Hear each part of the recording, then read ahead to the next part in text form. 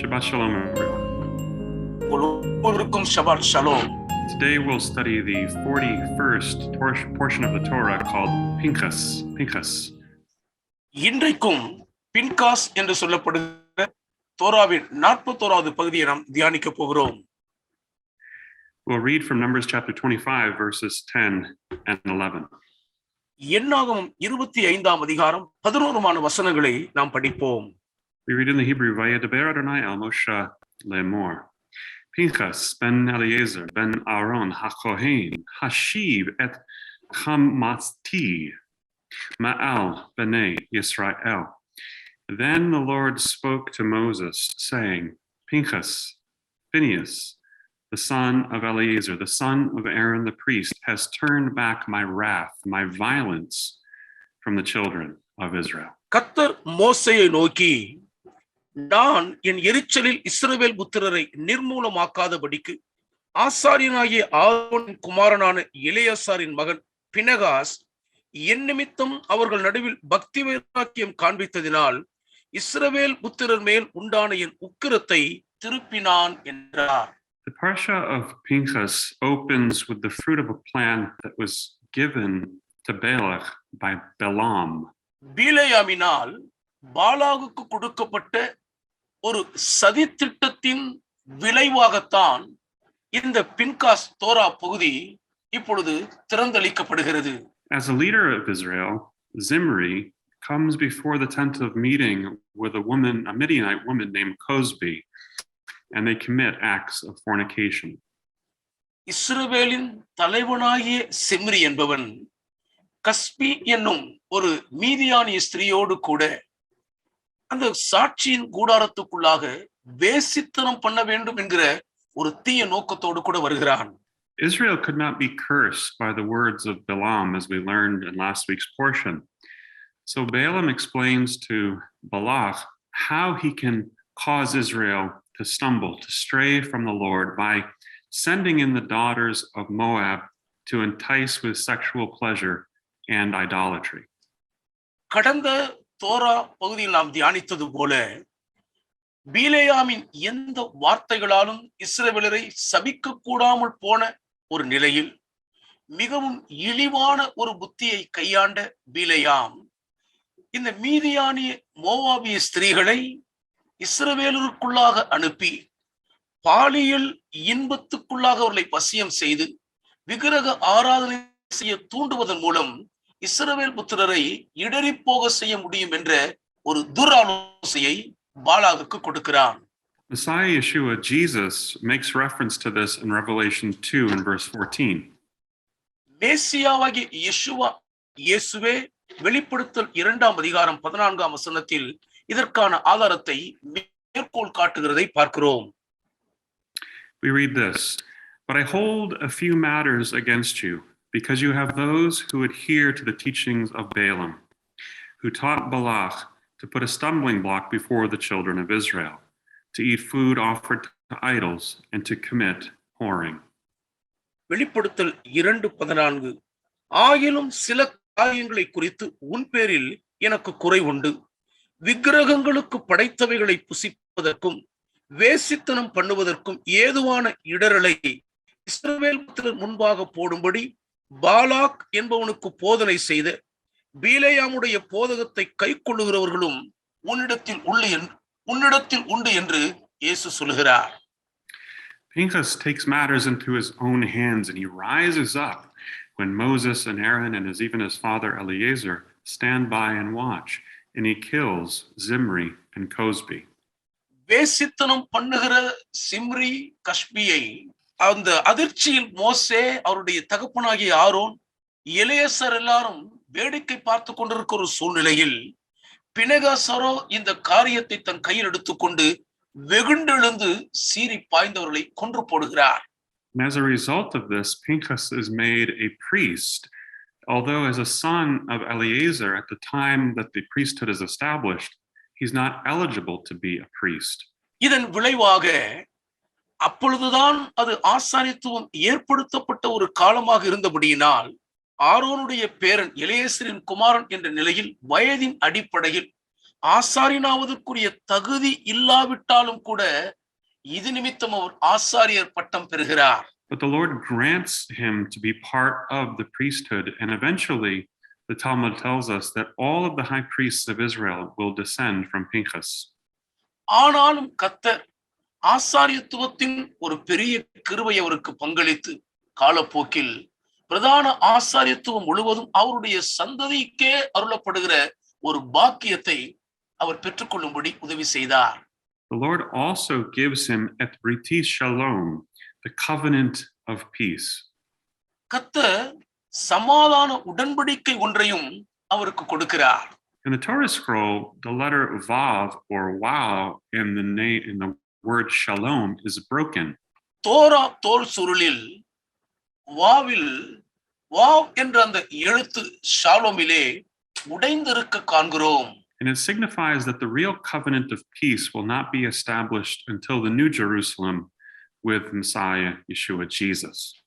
மெசியாவாகிய Yeshua, இயேசுவானவர் ஆட்சி செய்யும் புதிய எருசலேம் வந்தால்தான் ஒரு உண்மையான உடன்படிக்கை சமாதானம் நிலைப்படுத்தப்படும். அதுவரைக்கும் அது வாய்ப்பில்லை என்பதற்கு அடையாளமாகத்தான் அந்த எழுத்து உடைந்திருப்பதற்கு காரணம். Pinchas rose up in judgment, as we see, but he'll also lead the children of Israel into battle in Numbers 31 and verse 6. நியாயம் தீர்ப்பதற்காக வெகுண்டெழுந்த பினகாஸ், என்னாகமம் 31ஆம் அதிகாரம் 6ஆம் வசனத்தில் வாசிக்கிறபடி போர்க்களத்தில் மக்களை முன்னின்று வழிநடத்துகிறதை பார்க்கிறோம். Then many years later, the Pinchas is mentioned as serving the Lord in Judges 20 and verse 28. அநேக ஆண்டுகள் கழித்த பின்பு நியாயாதிபதிகள் 20ஆம் அதிகாரம் 28ஆம் வசனத்தில் இந்த பினகாஸ் கர்த்தருடைய சந்நிதியில் நின்று ஊழியம் செய்ததாக குறிப்பிடப்பட்டிருக்கிறதை பார்க்கிறோம். The name Pinchas means mouth of the serpent. Phinehas என்கிற அந்த பெயரின் அர்த்தம் ஒரு சர்ப்பத்தின் வாய் என்பதாகும். And it's probably a reference to the appearance of his mouth when he was first born. அவர் பிறந்த பொழுது ஒருவேளை அவருடைய வாயின் வடிவமைப்பு அப்படி இருந்தது நிமித்தம் அப்படிப்பட்ட ஒரு பெயர் அவருக்கு கொடுக்கப்பட்டிருக்க வேண்டும். But it also means mouth of brass, representing God's judgment and atonement. அதோடு கூட தேவனுடைய நியாய தீர்ப்பையும் அவருடைய பாவ நிவிர்த்தியையும் அடையாளப்படுத்துகிற வெண்கலத்தின் வாய் என்றும் அதை அர்த்தப்படுத்தலாம். We find Pinchas living up to his name as he rose up in judgment against Zimri and Cosbi and turned away the Lord's anger from the children of Israel. தன்னுடைய பெயருக்கு ஏற்றபடி வெகுண்டெழுந்த இந்த பக்தி வைராக்கியத்தில் இருந்த பினகாஸ் இஸ்ரவேல் புத்திரருக்கு எதிராக இருந்த தேவனுடைய உக்கிர கோபத்தை தீர்க்கிறவராக சிம்ரிக்கும் அந்த கஸ்பிக்கும் தீர்ப்பளித்ததை பார்க்கிறோம். As Moses records, because he was zealous for his God and atoned for the children of Israel. அவர் தேவனுக்காக பக்தி வைராக்கியம் காண்பித்து இஸ்ரவேல் புத்திரருடைய பாவ நிவிர்த்தி செய்ததாக மோசே அதை பதிவு செய்கிறார். The Lord gives Pinchas a covenant of peace and grants him an eternal priesthood. ஆகவே கர்த்தர் பினேகாசுக்கு ஒரு சமாதான உடன்படிக்கையை கொடுத்து நித்திய ஆசாரியத்துவத்தை அவருக்கு வழங்குகிறார். In the Torah, the word berit or covenant is usually accompanied by the Hebrew word karat, meaning to cut or to cut off or to cut covenant.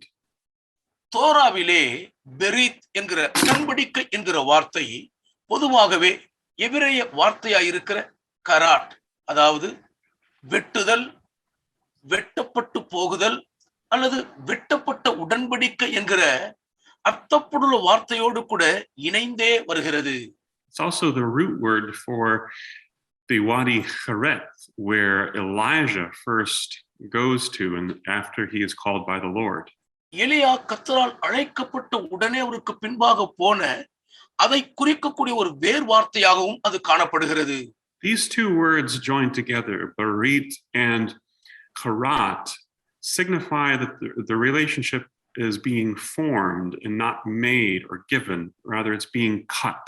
பெரித், கராட் இந்த இரண்டு வார்த்தைகளையும் ஒன்றாக சேர்த்து பார்க்கும் பொழுது இந்த உறவு என்பது உருவாக்கப்படும் பொழுதே இது கொடுக்கப்படுகிறது, அது உண்டாக்கப்படவில்லை என்பதை பார்க்கிறோம்.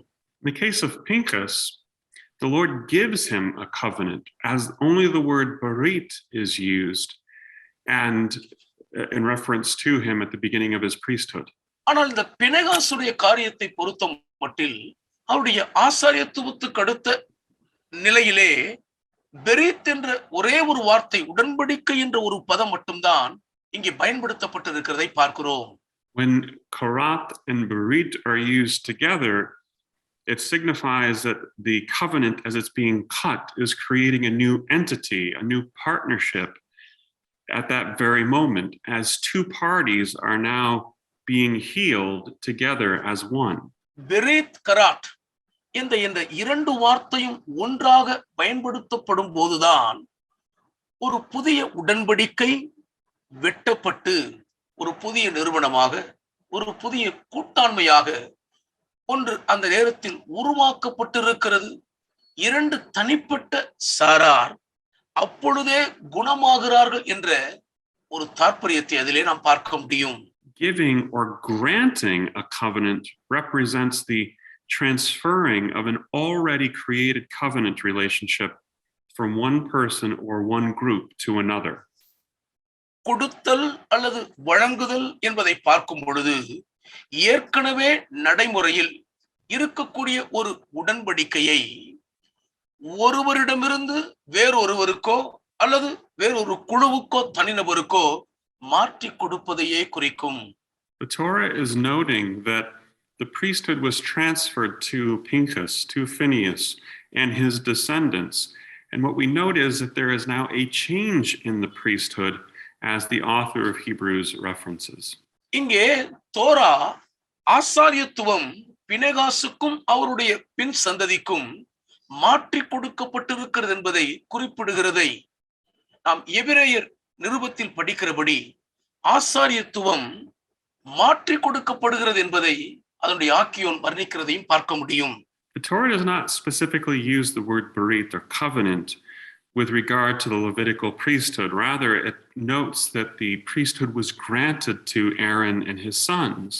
இந்த தோரா மிகவும் திட்டவட்டமாக உடன்படிக்கை என்கிற ஒரு வார்த்தையை குறிப்பிடாமல் லேவி கோத்திரத்தாருடைய ஆசாரியத்துவம் ஆரோனுக்கும் அவருடைய குமாரருக்கும் அளிக்கப்பட்டிருக்கிறதை தெளிவாக வலியுறுத்துகிறதை பார்க்க முடியும். So here we find the transfer of a pre-existing priesthood from one party to Aaron and his sons and then Pinchas. ஏற்கனவே நடைமுறையில் இருந்த உடன்படிக்கை ஆரோனுக்கும் அவருடைய குமாரருக்கும் மாற்றி கொடுக்கப்பட்டு இப்பொழுது அது பினெகாஸ் கைவசம் மாற்றி கொடுக்கப்படுகிறதையே இங்கே நாம் பார்க்கிறோம். Malachi references the covenant with regard to Levi and the priest 3 times in his prophetic writings. மல்கியா தன்னுடைய தீர்க்கதரிசன எழுத்துக்களில் இந்த லேவி கோத்திரத்தின் ஆசாரியத்துவ முறைமையை 3 முறை குறிப்பிடுகிறதை பார்க்க முடியும். So what is the origin of this pre-existing priesthood that is transferred from one party to Aaron and his sons? ஏற்கனவே நடைமுறையில் முன்பு இருந்த ஆசாரியத்துவம் ஆரோனுக்கும் அவருடைய குமாரருக்கும் இப்பொழுது பினெகாசுக்கும் மாற்றி கொடுக்கப்படுகிறதனுடைய இந்த நிலையின் தோற்றம் என்ன, அதன் முக்கியத்துவம் என்ன? The rabbis explain that God himself is the high priest, the Kohen Gadol. So they understand that Aaron and his descendants as having been granted a transfer of priesthood from God himself to them. தேவாதி தேவனே கோகன் கடோல், அதாவது அவர்தான் மகா பிரதான ஆசாரியர் என்பதை மிகவும் நன்கு புரிந்து வைத்திருந்த ரபிகள் அதை தேவன் ஆரோனுக்கும் அவருடைய பின் சந்ததிக்கும் மாற்றி கொடுக்கிற ஆசாரியத்துவமாக தேவனே அவர்களுக்கு கையளித்தார் என்று விவரிக்கிறார்கள். And we find in Messiah Yeshua, Messiah Jesus, that God once again takes up the priesthood that he had transferred to Aaron and to Pinchas and the descendants, and once again does ministry on behalf of his people. மேசியாவாகிய இயேசுவானவருக்குள் தேவாதி தேவன் மீண்டும் ஒரு முறை கூட மனுக்குலத்துக்கு ஆரோனுக்கும் அவருடைய குடும்ப சந்ததிக்கும் கொடுத்திருந்த ஆசாரியத்துவத்தை இயேசுவுக்கே திரும்ப கொடுத்து தம்முடைய ஜனங்கள் சார்பாக அவர் எப்பொழுதும் பரிந்து பேசுகிற ஒரு ஊழியத்துக்காக அவரை நிலைப்படுத்தி தேவனிட மக்களை கிட்டி சேர்க்கிற பாக்கியவானாய் மாற்றுகிறதை பார்க்கிறோம். We read in Hebrews 7 and verse 25 these words. எபிரேயர் 7ஆம் அதிகாரம் 25ஆம் வசனத்தில் இந்த வார்த்தைகளை படிக்கிறோம். Therefore he is able to save completely those who draw near to God. That word draw near is a sacrificial reference. Through him, Messiah being the sacrifice, always living to make always living to make intercession for them. மேலும் தமது மூலமாய் தேவனிடத்தில் சேருகிறவர்களுக்காக வேண்டுதல் செய்யும்படிக்கு அவர் எப்பொழுதும் உயிரோடு இருக்கிறவராகையால் அவர்களை முற்றுமுடிய ரட்சிக்க வல்லவராயும் இருக்கிறார். This is why the author of Hebrews is able to give us such a beautiful exposition on the high priestly ministry of Messiah Jesus, who has once again taken up the mantle of the high priesthood. இது நிமித்தமாகத்தான் மீண்டும் ஒரு முறை கூட திரும்பவும் அந்த பிரதான ஆசாரியத்துவ சால்வையை தம்மீது ஏற்றுக்கொண்ட கர்த்தராகிய இயேசு கிறிஸ்துவானவரின் நித்திய ஆசாரியத்துவ முறைமையை குறித்து மிக மிக தெளிவாக விவரிக்கக்கூடிய ஒரு நிலையை பெற்றிருக்கிறதை பார்க்க முடியும். And you can read more about this in greater detail in Hebrews chapter 7 to chapter 10. எபிரேயர் 7ஆம் அதிகாரம் முதல் 10ஆம் அதிகாரம் வரைக்கும் இதை குறித்து மிக தெளிவாக விவரமாக நன்கு பரந்த கண்ணோட்டத்தில் நீங்கள் படித்து தெளிவாக அறிந்து கொள்ள முடியும். And now I pray as you begin your Shabbat that you rest in the ministry of what your high priest Jesus has done for you. இப்போதும் இந்த ஷபாத்துக்காக நீங்கள் தேவ பிரசன்னத்தில் இளைப்பாறுகிற நேரத்தில் உங்கள் பிரதான ஆசாரியராய் இருக்கிற கர்த்தராகிய இயேசு கிறிஸ்துவானவர் செய்யும் அந்த நிறைவான ஊழியத்துக்குள் இளைப்பாரி மகிழ வேண்டும் என்று உங்களுக்காக ஜெபிக்கிறேன். Yivarecha Adonai v'yishmerecha, Ya'er Adonai panav elecha v'yihunecha, Yasad Adonai panav elecha v'yisim lecha shalom. Shalom. Ken yehi ratzon. Father, may it be your will to bless and keep these people. Father, to make your face to shine upon them and be gracious to them. And Lord, to lift them up in the countenance of your face and give them peace. B'Shem Hashem Yeshua. Amen. Amen. Shabbat Shalom. Amen. Shabbat Shalom.